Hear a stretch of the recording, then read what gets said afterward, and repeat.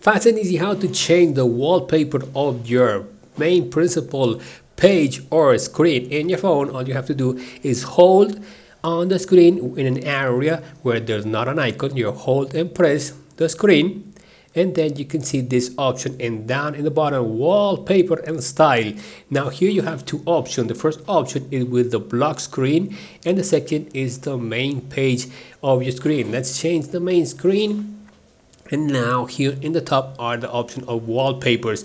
Now you can select in all the wallpapers that by default is in your phone, or you can select maybe a picture. There must be an option to go to the gallery, screenshots or recent, or here are more options in colors.